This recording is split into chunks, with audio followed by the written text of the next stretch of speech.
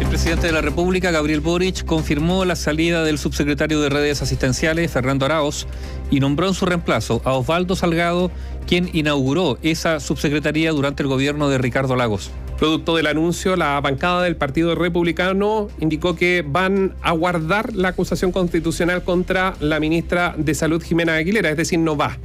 La secretaria de Estado entregó un último balance de la situación de las camas críticas pediátricas y la campaña de vacunación y anunció el retorno del uso de la mascarilla en establecimientos educacionales. Vamos al Congreso. Gonzalo Holguín, buenas tardes. Sí, muy buenas tardes, Néstor Nivaldo. Estábamos en los pasillos de la Cámara de Diputadas y Diputados y estábamos viendo en qué momento podía hablar la ministra de Salud, Jimena Aguilera, durante esta jornada. Eran eso de las 12:30 horas. Y comenzó un rumor de parte de parlamentarios de la Comisión de Salud. Podemos decir sus nombres, ellos ya lo han dicho. El diputado demócrata cristiano Eric Aedo, el diputado del Partido Radical Tomás Lagomarsino, empezaron a plantear que ellos tenían información de que el subsecretario Arauz, el subsecretario Fernando Arauz de Redes Asistenciales, no iba a asistir al Congreso Nacional, no iba a estar presente en la sesión especial y que la razón era porque la situación ya era insostenible, porque la presión, las críticas, las contradicciones, las amenazas de acusaciones constitucionales ya eran muchas, era insostenible y que él iba a renunciar y que de hecho se le había ya aceptado la renuncia. Transcurrieron cerca de 30-40 minutos de cierto grado de incertidumbre, pero que de a poco se comenzó a ver los gestos, hubo asesores y parlamentarios que efectivamente hacían que no con la cabeza respecto de la situación de Arauz, de que finalmente él ya estaba renunciado. Empezamos a conocer las posiciones de diversos parlamentarios, incluso, dicho sea de paso, ya rápidamente habíamos escuchado que algo iba a pasar con la acusación constitucional en contra de la ministra de Salud, Jimena Aguilera, una vez que se supo que finalmente el subsecretario de Redes Asistenciales dejaba su cargo. Estábamos esperando un anuncio, el anuncio del presidente de la República llegó, esto es lo que dijo el mandatario, habló de la salida de Arauz, de la responsabilidad política que hay que tener en torno a la crisis estacionaria de virus incisional y de influenza, y también, por supuesto, de su reemplazante, que también empezaremos a desmenuzar aquello. Escuchamos al presidente de la República, Gabriel Boric. Que he decidido aceptar la renuncia del subsecretario Fernando Arauz, a quien agradezco su gestión durante este periodo. Las responsabilidades, por cierto, tienen que hacerse valer cuando hay situaciones políticas que dificultan el trabajo. En reemplazo, he decidido nombrar al doctor Osvaldo Salgado Cepeda. Sí, que hay que decir que este nombramiento es un nombramiento que ha sido valorado de manera transversal. En la oposición y en el oficialismo ven que el nuevo subsecretario de Redes Asistenciales, que tiene experiencia sin duda, que de hecho es considerado una suerte de inaugurador del cargo, Osvaldo Salgado, el primer subsecretario de Redes Asistenciales durante el gobierno del presidente Ricardo Lagos, y por cierto que da mejores garantías de que podrá hacer un mejor trabajo, de que tiene mejor conocimiento del sistema. De hecho, la propia ministra Jimena Aguilera fue consultada minutos después del anuncio, y una de las cosas que destacó fue valorar en algo que, hay que decirlo, fue interpretado aquí en la Cámara de Diputadas y Diputados como una suerte de deslizar una crítica hacia la gestión del propio subsecretario Arauz, en ese momento ya salido del cargo, que afortunadamente entraba una persona que no iba a tener una curva de aprendizaje, sino que más bien era una persona que conocía cómo funcionaba el sistema. Escuchamos a la secretaria de Estado. Es claro que había una situación de mucha tensión, hay que enfocarse en lo que queda y también el reconocer que el nombramiento que hace el presidente da cuenta de una persona con una gran trayectoria en las redes asistenciales, el director de servicios, porque creó la subsecretaría de redes asistenciales, que no va a necesitar, como él mencionó, una curva de aprendizaje. En la oposición hubo de todo, sin duda valoración, se descomprime el ánimo, hay que decir que hay parlamentarios que han reconocido que esto es demasiado tardío, que se necesitó un exceso de presión política, que era un tema humanitario y que no debió haberse politizado. Así lo decía, por ejemplo, Guillermo Ramírez, el jefe de bancada de la UDI. Vamos a escuchar la opinión de uno de sus colegas, el senador Sergio Gaona, senador de la UDI, que integra la Comisión de Salud del Senado, y esto fue lo que dijo. Era lo que tenía que suceder. El subsecretario Arauz es absolutamente responsable de lo que ha ocurrido con la crisis de salud. ¿Cómo solucionamos el problema hacia adelante? Y espero yo poder citar a través de la Comisión de Salud al próximo nuevo subsecretario para que nos cuente cómo va a enfrentar el problema que no fue capaz de enfrentar el señor Arauz.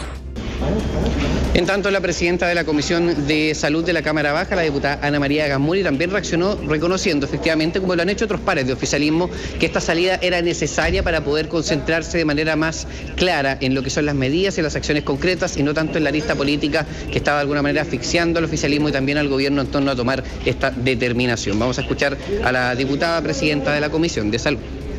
Por cierto, que ahora que se confirmó la renuncia, por supuesto que esto descomprime el clima político y que esto era más bien un horquillamiento en ese sentido. Entonces valoramos la decisión del gobierno, una decisión seria. En un momento de crisis se toman estas decisiones para enmendar el rumbo. Son muchas las medidas que se han hecho en estos pocos días para mejorar la gestión y hoy día con esta señal claramente nos permite seguir trabajando coordinados hacia adelante. Sin duda que lo que se esperaba era que la bancada del Partido Republicano tomase una decisión respecto a la acusación constitucional que habían anunciado en contra de la ministra de Salud, Jimena Aguilera, recordando que la principal razón por la que la anunciaron a eso de las 5:30 de la tarde de la jornada del lunes era la no salida de Arauz. Bueno, ya concretada la salida del ahora ex subsecretario, esperaron cerca de 1 hora y media para anunciar cuál era su definición. El jefe de bancada, Benjamín Moreno, explica que hacen el anuncio oficial de retirar la acusación constitucional, pero dice que la guardan, que la ponen en pausa, pero que no significa que se haya descartado un juicio político en contra de la Secretaria de Estado en función de que haya una buena gestión en los días, semanas y meses sucesivos de esta situación crítica que se atraviesa en este invierno. Escuchamos al parlamentario del Partido Republicano. Uno de los grandes problemas era el subsecretario Arauz y es por eso que su salida va en la línea correcta. No hemos retirado del todo la acusación constitucional, la dejamos pendiente porque creemos que antes lo que importa es que los equipos puedan tener el tiempo suficiente para solucionar los problemas de salud que se avecinan. Vienen pics respiratorios en las próximas semanas y eso es lo que a nosotros nos preocupa.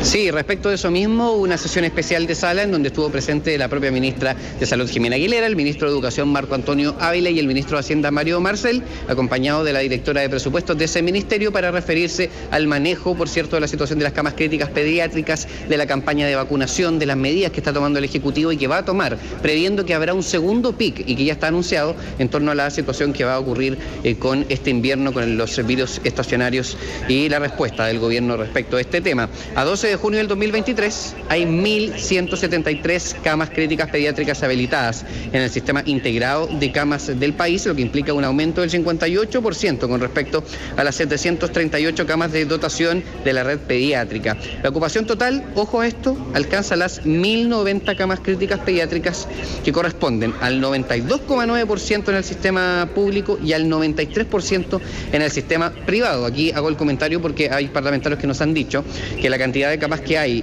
pediátricas habilitadas es importante. Incluso el diputado de la Comarción nos decía es una cifra récord, pero pese a que la disponibilidad es muy alta, ilustra de alguna forma lo agudo que es el tema de la crisis de salud que se está viviendo, que de todas maneras se supera el 90%.